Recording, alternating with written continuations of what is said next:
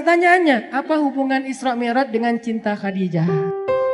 Isra Mi'raj itu salah satu di antara tujuannya, dia itu hiburan buat Rasulullah SAW ketika Rasulullah ditinggalkan Khadijah radhiyallahu anha.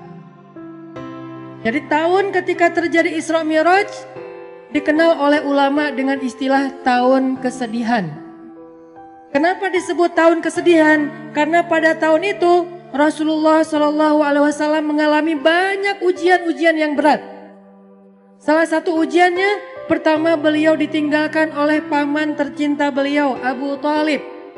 Udah gitu ditinggalkan lagi oleh istrinya yang selama ini banyak sekali berkorban dan mensupport dakwah Nabi, yaitu Khadijah radhiyallahu anha. Dan ini bikin Nabi itu patah hati banget. Kenapa? Khadijah meninggalkan Nabi sedangkan pekerjaan dakwah belum selesai.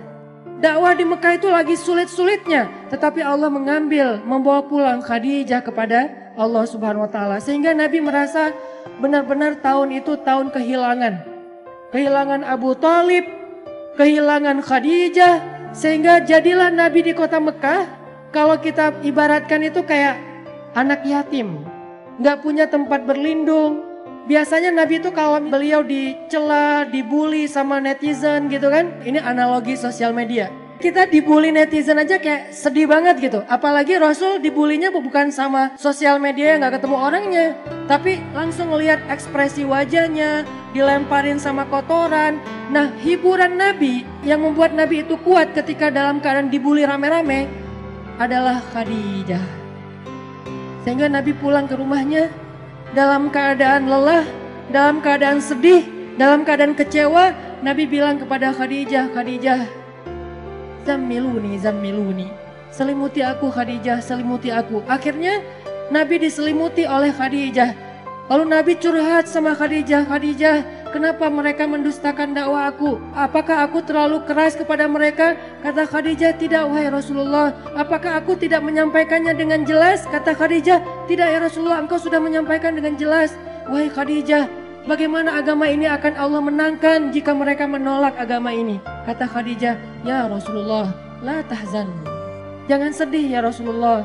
Jangan kecil hati ya Rasulullah. Jangan patah semangat ya Rasulullah. Insya Allah, Allah akan memenangkan agama ini suatu saat nanti. Sehingga Nabi jadi semangat lagi. Ini artinya Khadijah adalah orang yang sangat penting di sisi Rasulullah SAW. Khadijah adalah orang yang pertama menerima dakwah Nabi ketika satu dunia ini, satu bumi ini menolak dakwah Nabi. Khadijah orang yang pertama sholat di belakang Nabi ketika tidak ada yang mau sholat di belakang Nabi.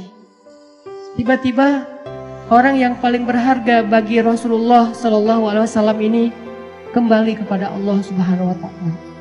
Sehingga Nabi merasa kehilangan, seolah-olah dunia ini gak punya siapa-siapa lagi. Sedih luar biasa. Abu Thalib pergi, Khadijah pergi.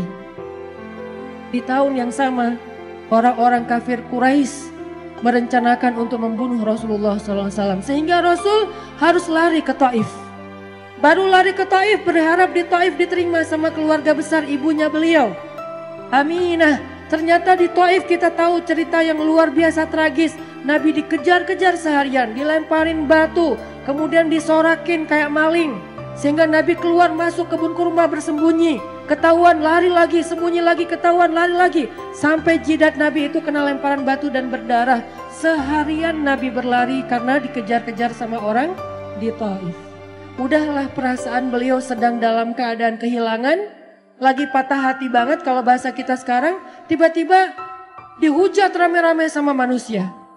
Ini berat banget buat Rasulullah SAW. Kondisi mental yang lagi down banget. Kondisi perasaan yang lagi nyesek banget kalau bahasa kita. Udah ditinggalkan orang tercinta, kemudian tidak ada lagi yang melindungi beliau dakwah di Mekah. Sekarang beliau di Taif diusir, dipukulin, dilemparin, dikejar, diteriakin maling. Sampai kemudian Nabi SAW bingung harus pulang kemana sekarang. Di Mekah beliau diancam, di Taif beliau diusir. Akhirnya Rasulullah SAW diam-diam masuk ke kota Mekah dan tidur di depan Ka'bah. tidur sendiri di depan Ka'bah. Orang-orang Mekah udah pada tidur, masuk ke rumah mereka masing-masing. Nabi sembunyi-sembunyi masuk ke kota Mekah dan tidur di depan pintu Ka'bah. Karena udah gak tahu harus pulang kemana. Benar-benar jadi kayak anak yatim lagi. Makanya Allah berfirman, alam yajidka yatiman fa'awa. 2 kali Nabi ngerasain nelangsanya jadi anak yatim. Pertama nelangsa ditinggalkan ayah, ibu dan kakeknya. Kemudian nelangsa ditinggalkan paman dan istrinya. Sehingga Nabi SAW akhirnya tidur di depan Ka'bah. Sebetulnya bukan tidur, beliau sholat di depan Ka'bah. Minta pertolongan kepada Allah, ya Allah saya harus kayak gimana.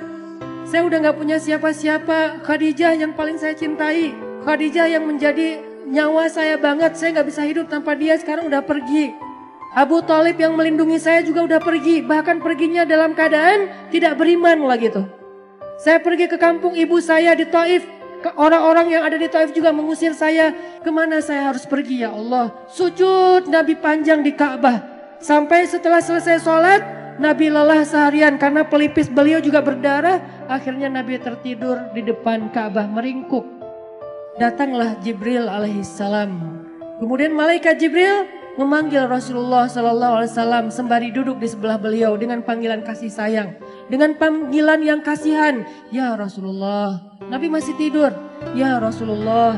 Nabi masih tidur. Ya Rasulullah. Akhirnya Nabi bangun. Jibril, kata Jibril, ya Rasulullah. Allah mengundang Rasulullah untuk melakukan perjalanan ke langit. Ketika Nabi dalam keadaan down, ketika Nabi dalam keadaan drop, ketika Nabi dalam keadaan nelangsa, dalam keadaan lemah, maka Allah Subhanahu wa taala memanggil Nabi ke langit. Ya Rasulullah, Allah memanggil Nabi untuk bertemu. Allah memanggil Nabi untuk naik ke langit.